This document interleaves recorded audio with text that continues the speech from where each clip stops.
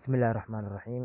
Alxamdulillahi Rabbil Caalamiin. Wasala allahu calaa sayyidina Maxamed wa calaa aalihi wasaxbihi wasallam. Ardayda kusoo dhawaada waa mar kale iyo janaalkii Ibra Solution oo baad ugu barateen inuu idin soo gudbiyo waxyaalaha muhiimka ah oo ku saabsan waxbarashada. Saa ogsoon tihiin waxaa dhex ina maraya casharadii imtixaanaha ahaa ee fasalka form 4 khaasatan luqadda carabiga.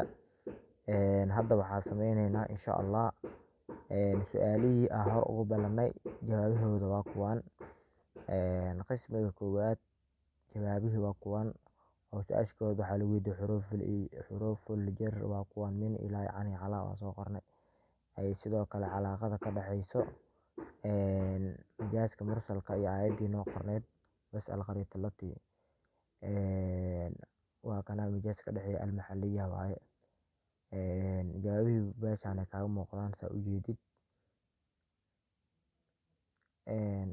Waxaa u gudubnaa marka waqtigaan haayo videoguna inuu noo dheeraado ma rabno. Qidcada labaad aan u gudubno. Qidcada labaad arday waxaa noo qoran sheeka qoran marka waxaa akhrinaysaa sheekadaas akhrinay kadib waxaa kala soo baxay su-aalaha oo lagu qori doono qidcada kadib jawaabahooda kala soo baxay. Qidcadana ciwaankeeda waxaa waaye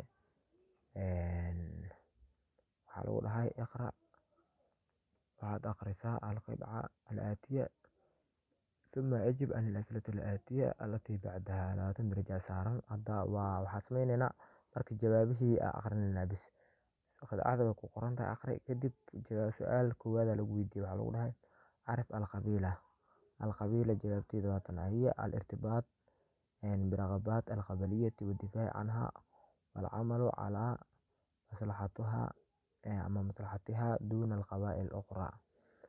Su-aasha labaad waxaa sheegtaa su-aasha labaad waxay ahayd udkur madaharayni min madaahir alqabaliya. Laba ka mid ah sheeg. Kow waxaa ugu horeeyo almuxabbaat fi fursi alcamal limushtarakati bayna almujtamac. Sidoo kale waxaa ka mid ah xirmaan bacd annaas min alxukmi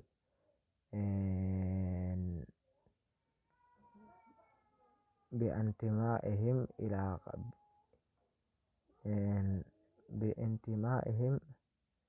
إلى قبائل المهمشة عرقيا. سؤال سدحات ما موقف الإسلام من القبلية. جوابتي waxaa waaye نهى الإسلام عن التفاخرين الناس الذين يؤذي بهم من العصبية والخلاف والتفريق بين المجتمع الواحد. su-aasha kale oo ku xigta waxaa weeyaan waxaa lagu weydiiyey su-aasha kale oo afraad ajmic almufradaat al-aatiya. mufradaadkan soo socdo waxaa ka dhigaysaa jamca ka dhig qabiilatun iyo fursatun iyo diin. qabiil haddii jamca laga dhigo qabaa'il, fursatun haddii jamca laga dhigana waxaa fursun waaye ama furasun fursadooyin. su-aasha kale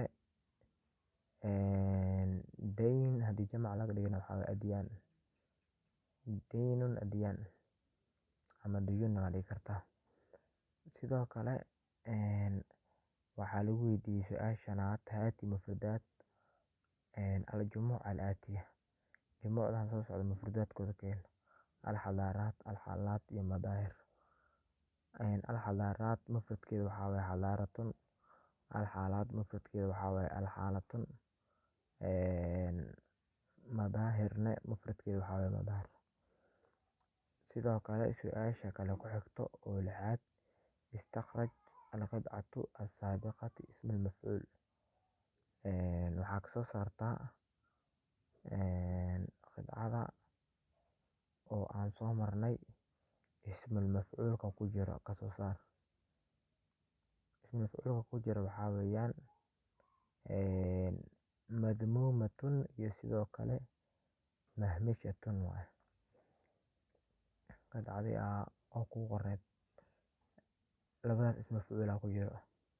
Su-aasha kale waxaa lagu weydiiyey haati maa yuraadifu alkalimaatu alaatiya, kelmadahan waxa la micnaha keen alfardu iyo sidoo kale alcasabiyatu. jawaabteeda waxaa waaye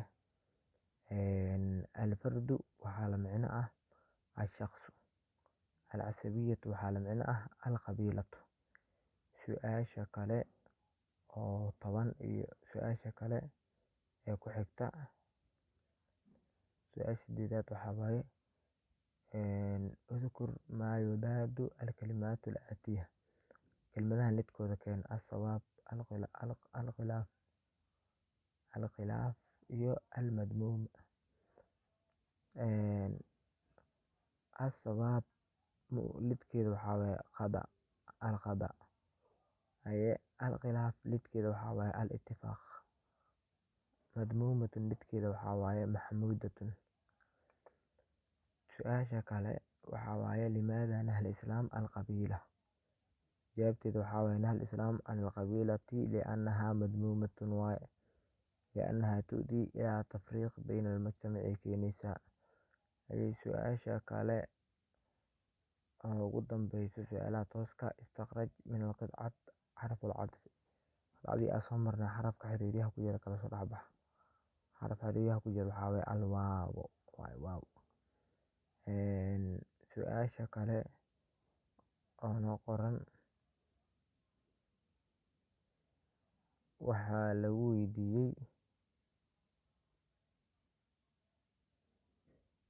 lagu weydiiyey istakraj alkalimaat alaatiya fi jumalin mufiidatin min inshaa'ika, waxaa laga rabaa in aa u keentid jumlo oo ah mufiid ah. kelmadaha kugu qoran waxay kala yihiin alghiiratu iyo sidoo kale almujaacatu iyo sidoo kale shakwa iyo albacuuda. alghiiratu waa gelinay jumlada gelinay waxaa dhahnay alghiiratu min alakhlaaqi alfaadilati fi diinina alislaamiy. almujaacatu hiyo waxaa waaye qilatu tawaafur almawraad alghidaa'iya. almariid yashkuu min alamin fi lbadni oo kale. albacuuda min alxasharaat aldaara ay ka mid tahay.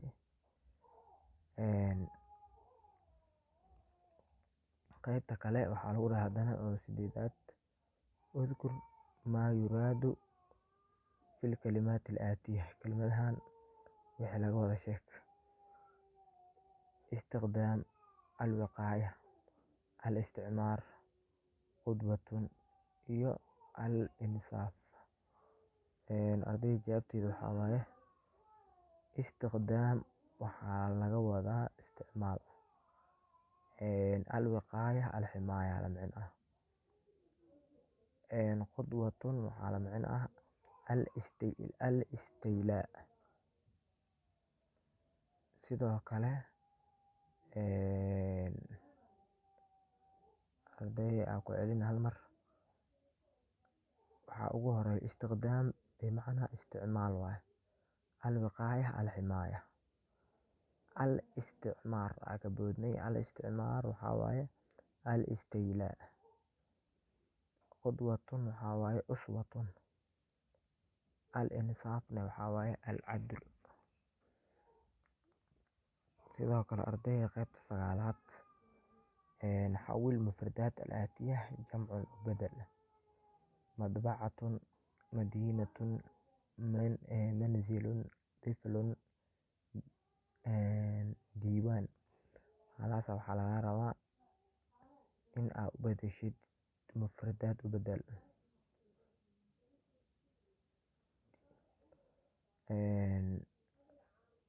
madbacatun waxaa waaye madaabic. madiinatunna waxaa waaye mufradkeeda mudun. manzilun mufradkeeda waxaa waaye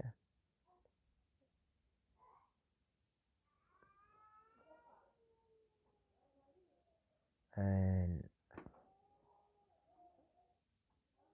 علشان ها المطبعة جمعeeda waxaa waaye madaabic waaye madiinatu jamceeda mudun manzil jamciisa waxaa waaye manaazil haye diflun adfaal waaye haye diiwaan waxaa waaye dabaawiin waa mufrad jamceeda ardayda qaybta ugu dambeysa isla soo gaarnay qaybta ugu dambeysa waxaa waaye isku adaadi jumladahan waxaana saaran 10 dhibcood kow waxaa ugu horeeyo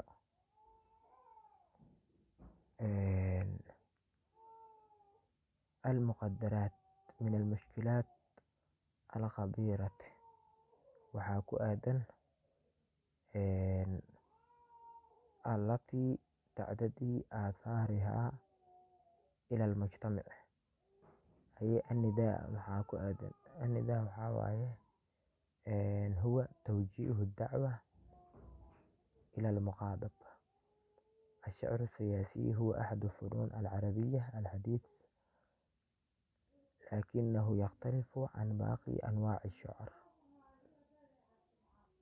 العصر الحديث في الأدب وحواي آخر العصور الأدبية النثر هو كلام الذي ليس فيه وزن وحاكو آدن يعتمد على الحقائق أرضي وحنفلها إنها ذكرتين أو كفائدة دونتان ونفائدة دونتان صاحبينا وشاركرايا لبدايا dhammaantiin waa mahadsantiin daawashadiina mar kale iyo kulanti dambe insha allah oo xiiso badan